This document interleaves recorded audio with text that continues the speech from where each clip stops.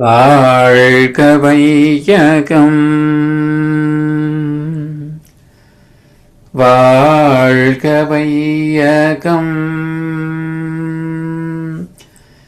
வாழ்க வளமுடன். சிந்தனையை, உடல் நலத்தை சீரமைத்து உய்வித்த குருவே வாழ்க, குருவே துணை. வேதாத்திரியம் வாழ்க வளமுடன். இன்று வரை உலகில் தோன்றிய அனைத்து சித்தர்களும் ஞானிகளும் மகான்களும் மற்றும் வேதாத்திரிய கோட்பாடுகளை அர்ப்பணிப்புணர்வோடு அகிலமெங்கும் உணர்வாக்கிக் கொண்டிருக்கும் ஞானாசிரியர்களின் மதிநுட்பமும் குருவர்களோடு சுக்குமமாய் நம்மை சூழ்ந்திருந்து நாம் உய்வதற்கு துணை நிற்குமாக என்று சங்கல்பித்துக் கொண்டு இன்றைய தவ நிகழ்வை இறைவணக்கம் குருவணக்கத்தோடு நாம் இனிதே துவங்குவோம். இறைவணக்கம் பாட அருள்நிதி ஸ்ரீராம் ஜெயபிரகாஷ் ஐயா அவர்களும், குரு வணக்கம் பாட அருள்நிதி ஆனந்த் வெங்கடேசன் ஐயா அவர்களும். வாழ்க வளமுடன். குருவே இறைவணக்கம். எல்லாம் வல்ல தெய்வமது எங்கும் உள்ளது நீக்கமர சொல்லால் மட்டும் நம்பாதே,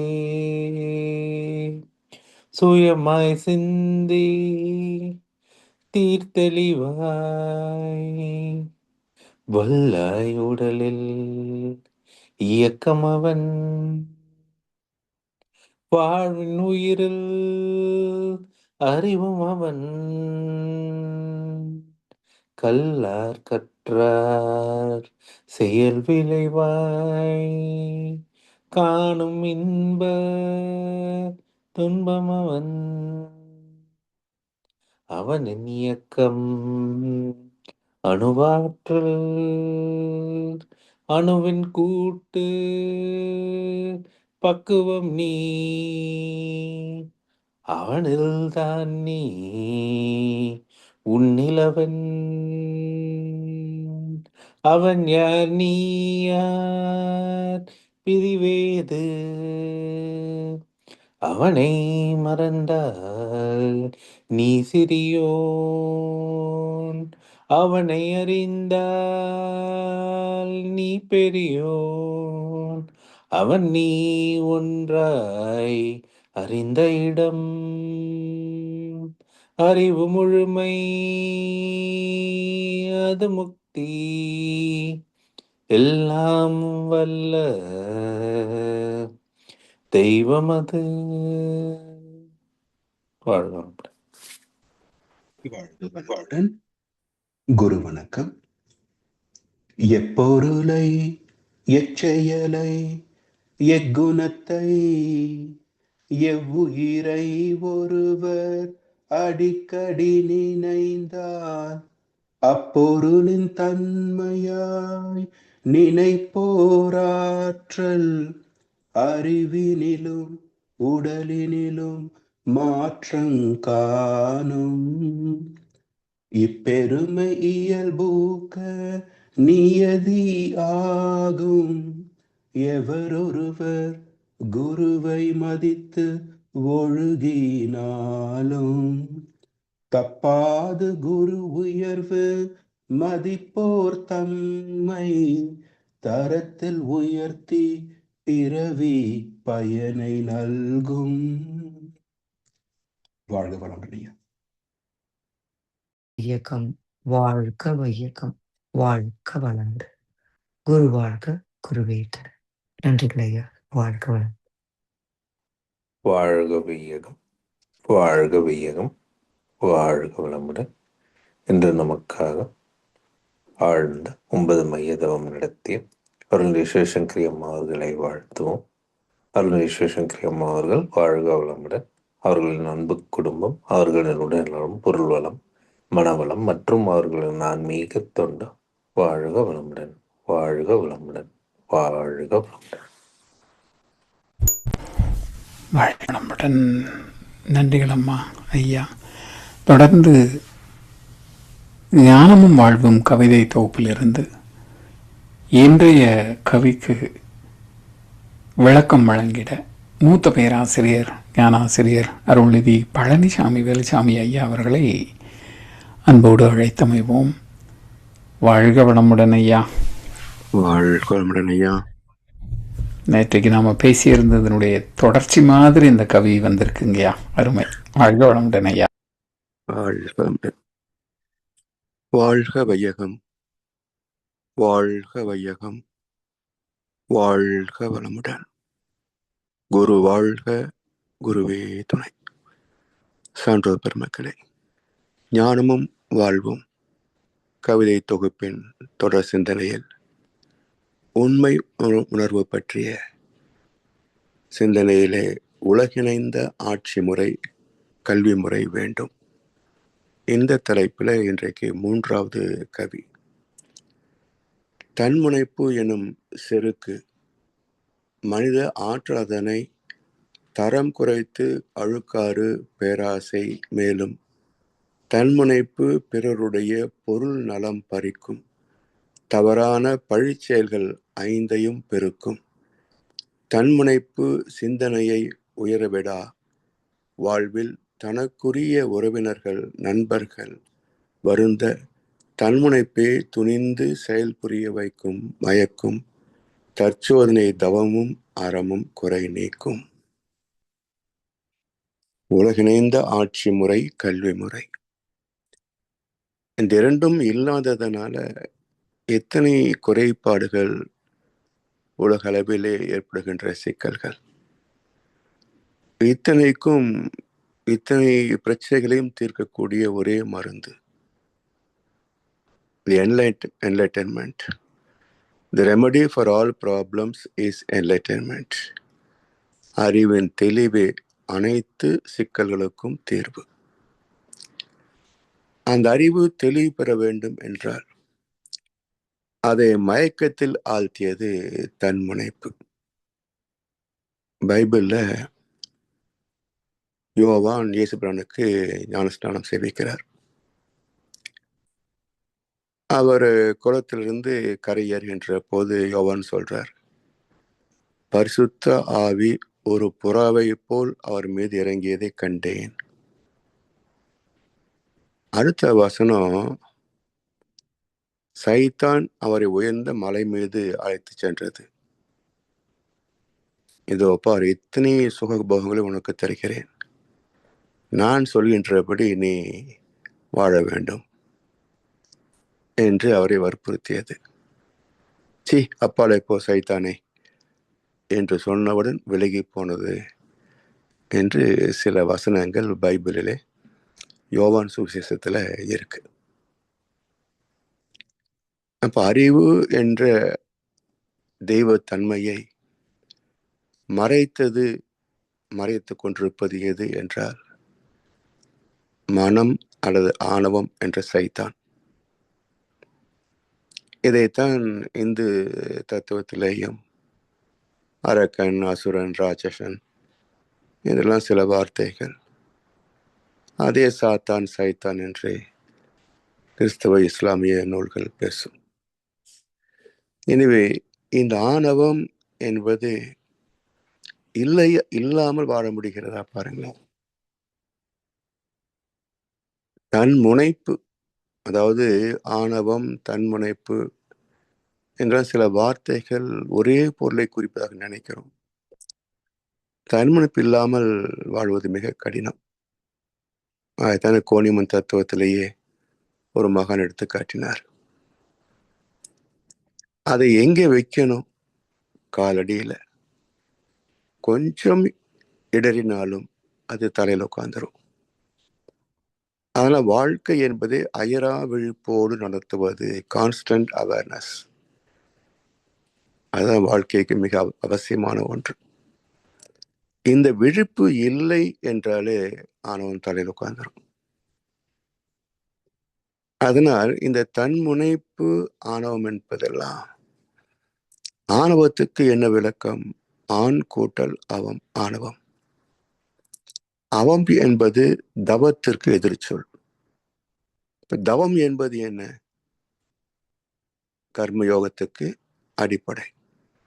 தவம் செய்வார் தம் கர்மம் செய்வார், மற்ற அல்லார் அவம் செய்வார் ஆசை உட்பட்டு என்று தீர்ப்பளித்தார் வள்ளுவர். அப்ப தவம் என்ற கர்மயோக வாழ்க்கைக்கு எதிரானது அவம் என்ற அதர்ம வாழ்க்கை. இந்த ஆத்மாவை, ஜீவாத்மாவை மயக்கத்தில் ஆழ்த்தி அதர்மத்தை செய்ய தூண்டுகின்ற அந்த மனோநிலை, அதுக்குத்தான் ஆணவன் பேர். தன்முனைப்பு என்பது என்ன? முனைப்பே பரிணாமத்திற்கு அடிப்படை. அதாவது ஒன்றை செய்யலாம் என்று முனைதல் சொல்றோம் இல்லையா? அப்போ சுத்த வெளி முனைந்ததனால் தானே இறைத்துகள் தோன்றியது. அந்த முனைந்து எழுந்த நிலையைத்தான் ஈஸ்வர் என்று சொல்றாங்க. அப்ப முனைப்பே இறைவனுடைய இயக்கத்திற்கு அடிப்படை. அதை சயின்டிபிக்கா சொல்லணும்னு சொன்னா கிவரிங், கினமேட்டிக் சொல்லலாம். அப்ப எழுச்சி இல்லாத ஒரு பரிணாமம் இல்லையே. அதே போல உணர்ச்சிகளின் எழுச்சியிலே சங்கமித்தது தானே ஒரு ஜீவன். தந்தை தாய் ஈர் உயரும் எழுச்சி பெற்றதனால் தான் ஒரு ஜீவன் பிறக்குது. எனவே முனைதல் என்று எதுவுமே செய்ய முடியாது. அது இறைத்தன்மை வாய்ந்தது. கிரியேட்டிவிட்டின்னு சொல்லலாம். அதை உருவாக்கக்கூடிய ஆக்கக்கூடிய திறம் முனைதல். எங்கே இது சறுக்குது என்று பார்த்தோம் என்றால், தன் முனைப்பு. நான் தான் எல்லாத்தையும் பார்க்குறேன், நான் இல்லைன்னா குடும்பமே நடுத்தருக்கு வந்துடும், நான் இல்லைன்னா எதுவுமே நடக்காது என்று தன்னைத்தான் முன்னிறுத்திக் கொள்கிறோமே, அதுதான் தன் முனைப்பு. அரகன்ஸ். நான் இல்லைன்னு எதுவுமே இல்லைன்னு அரகன்ஸ். அதனால் இந்த தன்முனைப்பு எனும் செருக்கு, இந்த செருக்கு அதிகாரம், பிறகு செல்வம், செல்வ செருக்குன்னு சொல்றோம் இல்லையா? அதே போல இந்த தன்முனைப்பு என்பது 2 வகைகளிலே வெளிப்படுகிறது. ஒன்று, நானே அனைத்தையும் ஆள்வேன் என்கின்ற ஒன்று அதிகாரம். உலகமே எனக்குத்தான் சொந்தமாக இருக்கணும், வேற யாருக்கும் அதுல பங்கு கிடையாது என்ற செல்வ செருக்கு. இந்த 2ம் தன்முனைப்பின் குழந்தைகள். மனித ஆற்றல் அதனை தரம் குறைத்து, இந்த செருக்கு இருந்தால் என்ன விளைவு என்றால், மனித ஆற்றல் அதனை தரம் குறைத்து, ஏன்னா இயல்பாக செய்வது கர்மயோகம், அதிலே பெறக்கூடிய அவுட்புட் எஃபிஷியன்சி அண்ட் அக்யூரசி. இதை விட நான் செய்கிறேன் என்று செய்வதில் வராது. அப்ப இயல்பாக செய்வதிலே பலன் அதிகம், நான் தான் செய்கிறேன் என்கின்ற பலன் குறைவு. இப்ப எக்ஸாம் ஹால்ல டென்ஷன் இல்லாம பரீட்சை எழுதினா மார்க் அதிகம். ஐயோ மறந்து போயிருமோ என்று பயந்தால், பதட்டப்பட்டால் சில கேள்விகளுக்கு பதில் சரி எழுத முடியாது, மார்க் குறைவு. அதனால்தான் ஏன் கர்ம யோகமே வாழ்க்கை முறையாக போதிக்கப்பட்டது என்றால், எதுவுமே என் செயல் இல்லை. படித்தேன், கேள்வி கேட்குறாங்க, எழுதுறேன், தெரிஞ்சது எழுதாம யாரும் தடுக்க போறதில்லை, தெரியாதது எழுத முடியாது, அவ்வளவுதானே. அப்ப எதையும் ஏற்றுக்கொள்கின்ற நிலை, அதுல திறமையும் தகுதியும் அதிகமாகும். தன்முனைப்பால் அது குறைந்து போகிறது. அப்ப மனித ஆற்றல் அதனை தரம் குறைத்து, தரம் குறைப்பதற்கான காரணிகள் என்ன? அங்க எது கலக்குது? நீயும் நானும் சேர்ந்திருந்தோம் நிலவும் வானம் போல, நான் நிலவை போல தேய்ந்து வந்தேன், நீ வளர்ந்ததாலே என்பார் கண்ணதாசன். அப்ப கர்மயோகம் தேய்ந்து போச்சு என்றால் அதை ஆக்கிரமித்தது எது? தன்முனைப்பு. எதன் வழியாக என்றால் அழுக்காறு, பேராசை. இந்த அழுக்காறு என்பது ஒரு பொறாமை. பொறாமை வந்து விட்டால் ஒரு கணம் கூட நிம்மதியாக இருக்க விடாது. அழுக்காறு என்பது தனியா தோன்றுவதில்லை என்பார் வள்ளுவர் பெருந்தகை. அது கூட பிறந்த ஒரு 3 இருக்கு.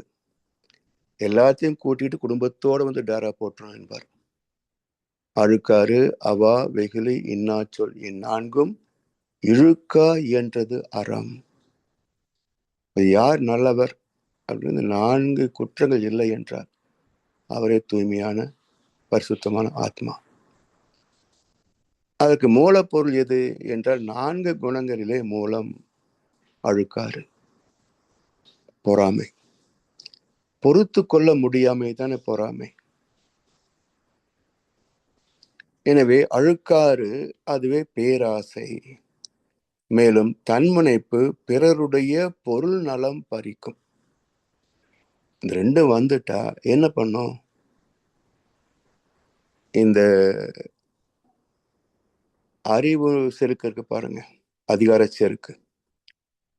இது என்ன சொல்லும் என்றால், நான் மாட்டனே சாசனம் பாருங்க, பாகுபலி சினிமாவில் அது மாதிரி என் வார்த்தையே சட்டம் அப்படிங்கும்.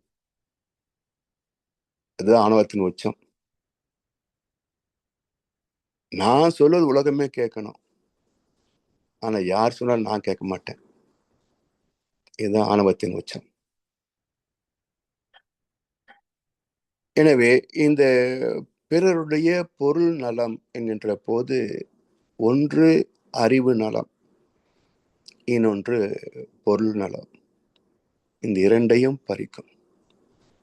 அப்ப என்ன செய்யுது இந்த பறித்தல் அப்படின்னா, இப்ப மற்றவர்களை தொழிலுக்கு அமர்த்துறாங்க, அவருடைய அறிவை பயன்படுத்துகிறாங்க. அவனுக்கு உரிய ஊதியம் கொடுக்கணும் இல்லையா, அதை குறைச்சிருவாங்க. அப்ப என்ன ஆகும் என்றால், அவன் உழைப்பை சுரண்டியது ஒன்று, அவனுக்கு உழைப்புக்கு தகுந்த ஊதியம் தராமல் பொருளை சுரண்டியது ஒன்று, அவருடைய தகுதியை, அறிவை சுரண்டியது ஒன்று. எனவே பிறர் வளம் பறித்தல் என்பதில் human resources and natural resources ரெண்டுமே இருக்கும். மனிதனுடைய அறிவு திறம், அவனுடைய உழைப்பு திறம், பொருள் அல்லது உழைத்து பெற்ற பொருளை பறிப்பதும் அதே வகைதான். அதனால் பிறருடைய பொருள் நலம் பறிக்கும் தவறான பழிச்செயல்கள் 5ஐயும் பெருக்கும். தவறான பழிச்செயல் 5. இந்த பழிச்செயல் எப்போ பிறக்கிறது என்றால், சாமி சொல்லுவாங்க, அறிவு குருடு ஆனால் ஆணவம் பிறக்கும். அந்த ஆணவம் தான் தனது என்று 2ஆக விரியும். தான் தனது என்ற விசித்திர தம்பதிகள், இவர்களுக்கு பிறக்கின்ற விபரீத குழந்தைகள் பேராசை, சினம், கடும்பற்று, முறையற்ற பால் கவர்ச்சி, உயர்த்தார் மனப்பான்மை, வஞ்சம். இந்த 6 குழந்தைகளும் செய்கின்ற அட்டகாசங்கள் பஞ்சமகா பாதகங்கள். இப்படி அறிவின் குறைபாடே ஆணவத்திற்கு பிறப்பிடம். அதனுடைய வெளிப்பாடுதான் அறிவை பறித்தலும் பொருளை பறித்தலும். எனவே 5 பெரும் பயிற்சிகளுக்கு இதுவே காரணம் ஆகிறது. தவறான பழிச்செயல்கள் 5ஐயும் பெருக்கும். தன்முனைப்பு சிந்தனையை உயரவிடா. தன்முனைப்பு, எனக்கு எல்லாம் தெரியும் என்ற எண்ணம் வந்துவிட்டாலே எதையும் நான் கற்றுக்கொள்ள முடியாது. So keep your mind open என்று சொல்வார்கள்.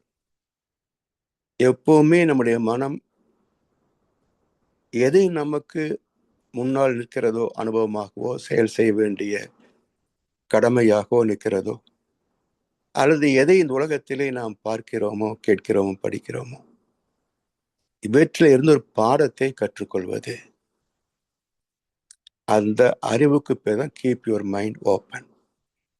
எப்போதும் மனதை திறந்த புத்தகமாக வைத்திருக்கணும். ஏன்னா நாளும் ஒவ்வொரு பாடம் கூறும் காலம் தரும் பயிற்சி. காலம் என்பது இறைநிலை. எனவே நாளும் ஒவ்வொரு பாடம் கூறும் காலம் தரும் பயிற்சி. காலமாகிய இயற்கையே ஒவ்வொரு கணமும் நமக்கு பாடத்தை கற்பித்துக் கொண்டே இருக்கிறது.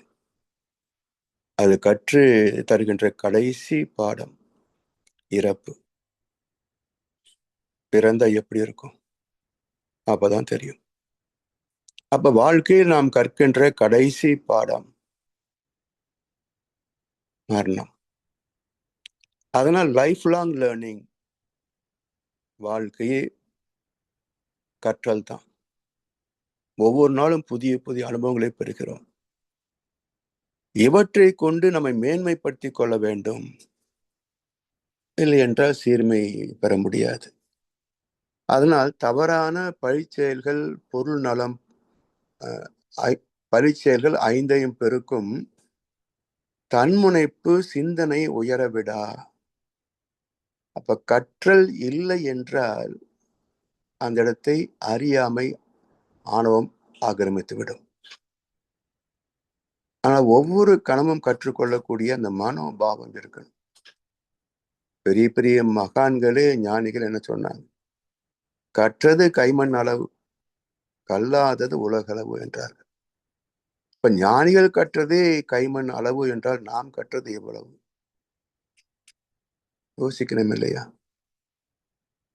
அதனால் தன்முனைப்பு சிந்தனை உயர விடாது. வாழ்வில் தனக்குரிய உறவினர்கள், நண்பர்கள் வருந்த தன்முனைப்பே துணிந்து செயல் புரிய வைக்கும். யாரை வருத்துகிறோம் பாருங்களேன். யாரை வருத்துகிறோம்? குடும்பம், சுற்றம், நட்பு என்றுதான். யார் நமக்காக உதவி செய்கிறார்களோ, வாழ்க்கையை அர்ப்பணித்தார்களோ, அவர்கள் மேலத்தானே அதிகமா கோபப்படுகிறோம்.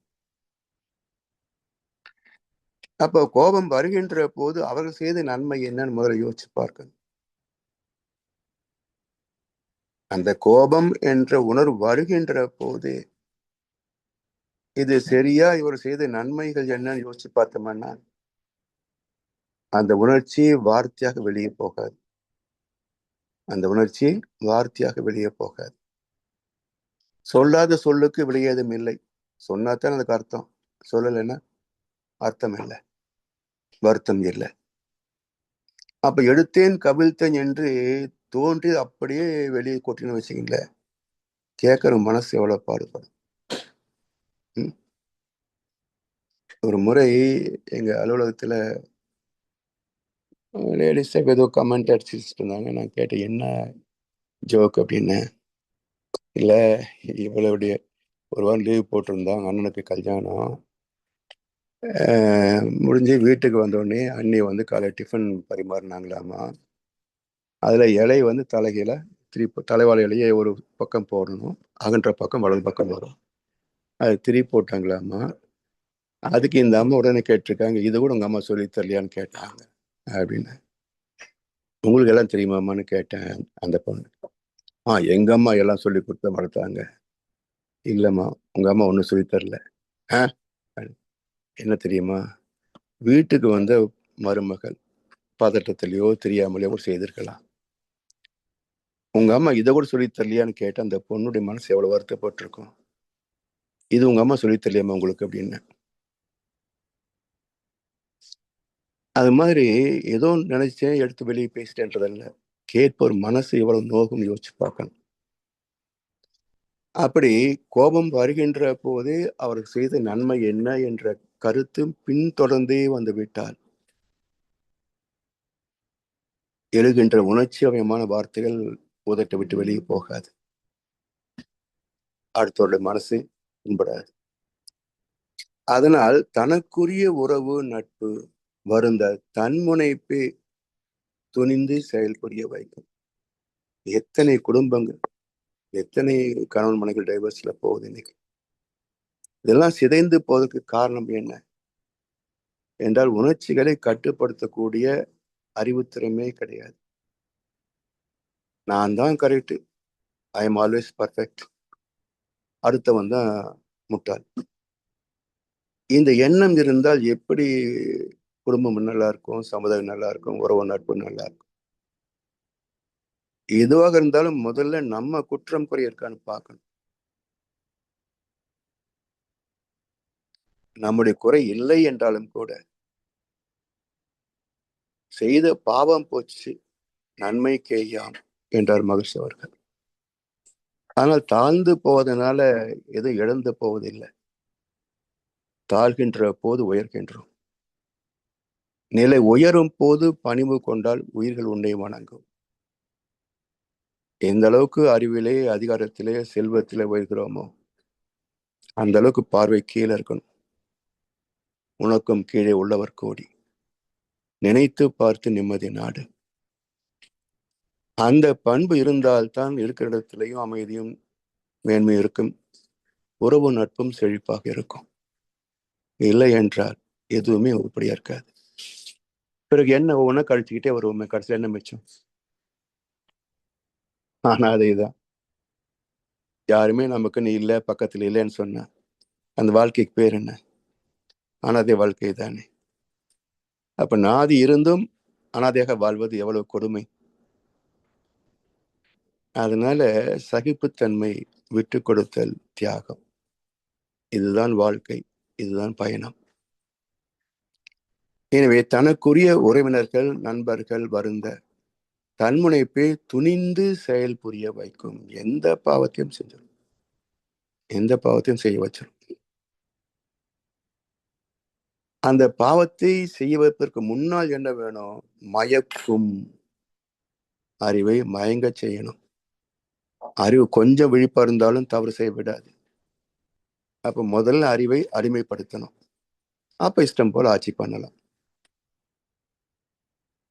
இதை தவிர்ப்பதற்கு என்ன வழி என்றால், தற்சோதனை, தவமும் அறமும் குறை நீக்கும். தற்சோதனை, தவம், அறம். அதாவது தற்சோதனை என்பது நம்மை நாம் சோதித்து பார்த்தல், செல்ஃப் அனலைசிஸ். அப்ப நம்முடைய குற்றம் குறை கடமை என்ன? 100க்கு 100 நல்லவன் இங்க இருக்கிறான் உலகத்துல, இல்ல 100க்கு 100 தீயவன் உண்டா உலகத்துல? எல்லாம் கலந்துதானே இருக்குது. அதனால நம்ம இடத்துல ஏதாவது இருக்கா என்ற ஒரு குறையை முதல்ல தேடி பார்க்கணும். மற்றவர் கோபப்பட்டாலோ, விமர்சனம் செய்தாலோ, குறை கூறினாலோ முதல்ல அவங்க சொல்லக்கூடியது நம்மகிட்ட இருக்கான்னு பார்க்கணும். இருந்தது என்றால் அதை எப்படி விலக்கிக் கொள்வது, நீக்கிக் கொள்வது என்ற எச்சரிக்கை, விழிப்புணர்வு வேணும். சரி, ஐ எம் பர்ஃபெக்ட், அவங்க தான் தப்பா சொல்லிட்டாங்க, இக்னோர், ஏதோ தெரியாம சொல்லிட்டாங்க, அவ்வளவுதான், விடு. எப்படி சொல்லலான்றது இல்லை. என்ன நாம பேசினா மட்டும்தான் சரி, அடுத்தவன் பேசினா தப்பா? யார் பேசினாலும் சொல் தவறு என்றால் தவறு தானே. அதனால முதலில் தற்சோதனை செய்கின்ற போது என்ன விடை வருகிறது? நல்லவன், எனக்கு நானே நல்லவன், சொல்லிலும் செயலிலும் வல்லவன். ஒரே ஆன்சர் தான். தற்சோதனை இல்லாத மனிதனிடத்துல இதுதான் ஒரே ஆன்சர். ஏன் மேல ஒரு தப்பும் கிடையாதுங்க, எல்லாம் அவங்கதான் காரணம். ஒத்துக்க மாட்டாங்க. அப்ப யார் ஒத்துக்க முடியும் என்றால், தவம் செய்யணும், சிந்தனை செய்யணும். அப்ப தவம் செய்கின்ற போதுதான் தன்னை பற்றிய சிந்தனை தோன்றும். தன்னுடைய குறை என்ன, கடமை என்ன என்பதெல்லாம் அங்கே விரிவாக வெளிச்சமாகும். என தவம் என்பது என்ன? அறிவை நோக்கிய பயணம், தெய்வத்தை நோக்கிய பயணம், வேகத்திலிருந்து விவேகத்தை நோக்கிய பயணம். அப்ப 40லிருந்து உள்ள நெருங்க நெருங்க அறிவை நோக்கி பயணிக்கிறோம். அப்ப தவம் செய்கின்ற போது மனம் நுண்ணிய அலைக்கு போவது என்றால் அறிவை நோக்கி, தெய்வத்தை நோக்கி, தெய்வ நீதியை நோக்கி பயணிக்கிறோம். அப்ப அந்த தெய்வ நீதி சொல்லும், இதெல்லாம் நீ செய்த ரொம்ப நல்லதுப்பா, பாராட்டுக்கள். இதெல்லாம் கொஞ்சம் ஏமாந்து போயிட்ட, பி கேர்ஃபுல், மறுபடியும் நடக்காம பார்த்துக்கோ. சிந்தித்து பார்த்து செய்கையை மாத்து. தவறு சிறுசா இருக்கையில் திருத்திக்கோ. தெரிஞ்சும் தெரியாம நடந்திருந்தா அது திரும்பவும் வராம பார்த்துக்கோ. இவ்வளவுதான் அகத்தாய்வு. நாள்தோறும் செய்தவற்றை பயனை நீங்கள் நல்லுறக்கம் கொள்ளும் முன்னே கணித்துக் கொள்வீர். மீள்வதில்லை போயினவை, எனினும் நீயோ மேம்பட்டாய் அனுபவத்தில், அதுவே லாபம். சாமி சொல்றாங்க. அப்ப தவம் செய்தால்தான் அகத்தாய்வுக்கே இடம் கொடுக்கும். அது மட்டுமல்ல, தெய்வ நீதி உணர்கின்ற போதுதான் எது சரி எது தவறு என்ற அந்த பேதம் தெரியும். இல்லை என்றால் நான் செய்வதே சரின்னு தான் சாதிப்பானே தவிர தவறு என்று ஏற்கவே மாட்டார்கள்.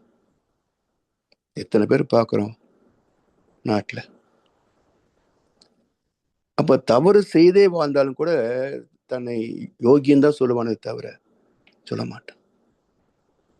ஏன் சொல்ல மாட்டான்? இவர் இலங்கை ஜெயராஜே சொல்லுவார், யார மேடை ஏறி ஊரை கொள்ளையடிச்சு லஞ்சம் வாங்கி ஊழல் பண்ணித்தான் சொத்து சத்து சொல்ல முடியுமா?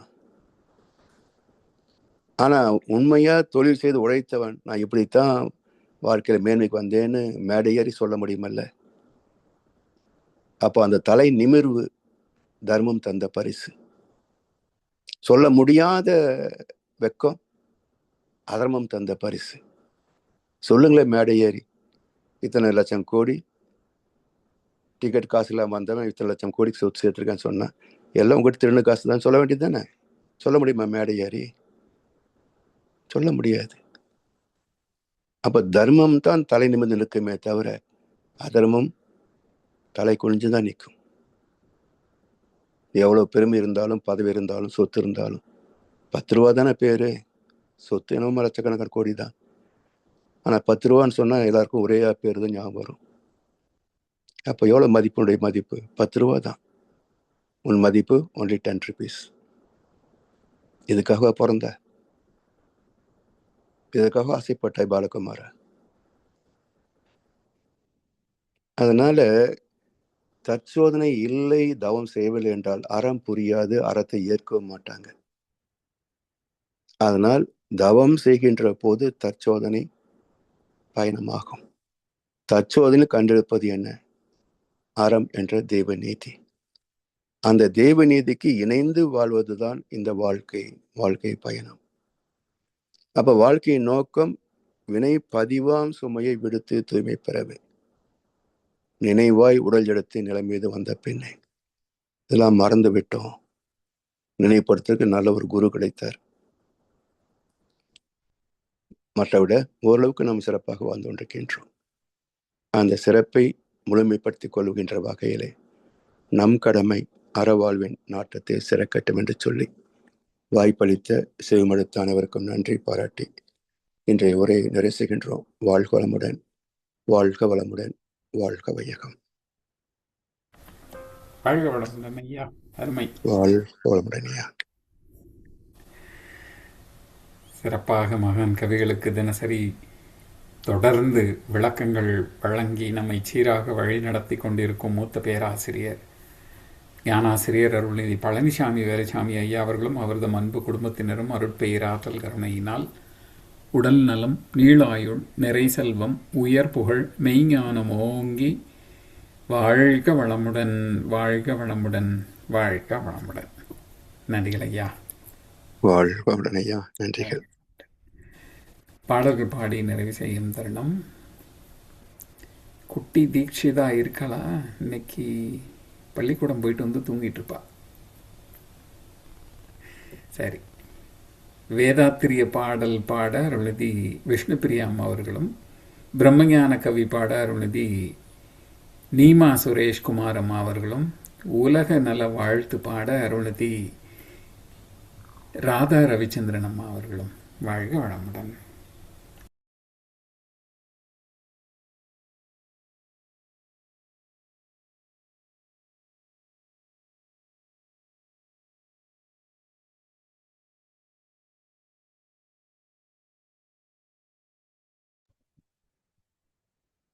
வாழ்க வளமுடன்.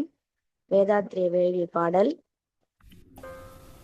போரில்லா நல்லுலகம், பொருள் துறையில் சமநீதி, நேர்மையான நீதிமுறை, நில உலகுக்கோர் ஆட்சி, சீர் செய்த பண்பாடு சிந்தனையோர் வழிவாழ்வு, சிறப்புணர்ந்த பெண்மதிப்பு, தெய்வ நீதி வழிவாழ்தல், தேர் திருவிழா தவிர்த்தல், சிறுவர்கட்கே விளையாட்டு, செயல் விளைவு உணர்கல்வி, சீர்காந்த நிலை விளக்கம், பார் முழுதும் உணவு நீர் பொதுவாக்கல், பல மதங்கள் பல கடவுள் பழக்கம், ஒழித்துண்மை ஒன்றை தேர்ந்திடுதல்.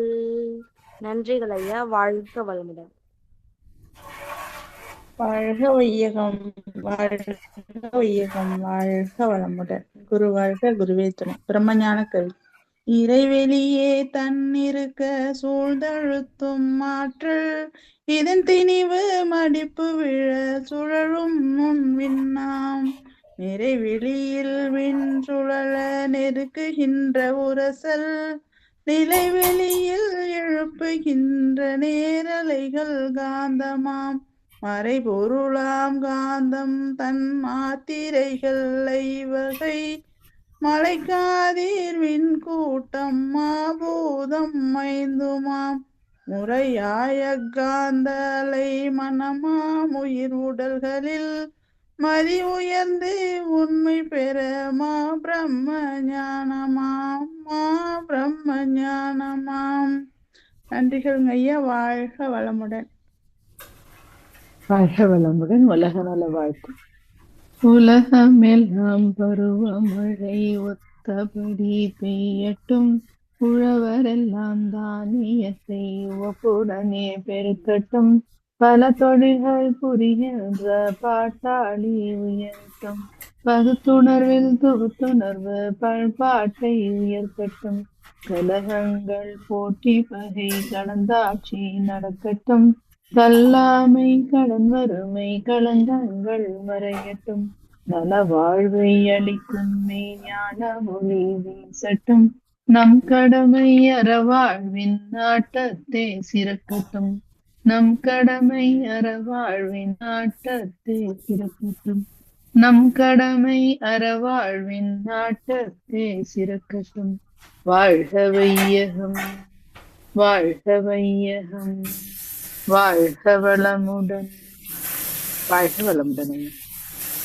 வாழ்க வளமுடன். இன்றைய தவத்தில் கலந்து கொண்ட நண்பர்கள், தவத்தை வழிநடத்தியோர், நற்சிந்தனை வழங்கியோர், பாடல்கள் பாடியோர் அனைவரும் வாழ்க வளமுடன். அவர்களின் அன்பு குடும்பம், அவர்களின் உடல் நலம், மனவளம், பொருள் வளம், அருள் தொண்டு, ஆன்மீக தொண்டு. வாழ்க வளமுடன், வாழ்க வளமுடன், வாழ்க வளமுடன். இத்துடன் இன்றைய காலைதவம் நிகழ்வு மகிழ்வோடும் நிகழ்வோம் இனிதே நிறைவு பெறுகிறது. இறையர்களும் நம் அனைவரையும் எப்பொழுதும் சொல்கிறது. நம்ம இந்த இறைநிலை உணர் பயணத்திலே சிறந்த முறையிலே வழிநடத்தட்டும் என அனைவரையும் வாழ்த்தி வணங்கி நன்றி கூறி அமைகிறோம். வாழ்க வையகம், வாழ்க வையகம், வாழ்க.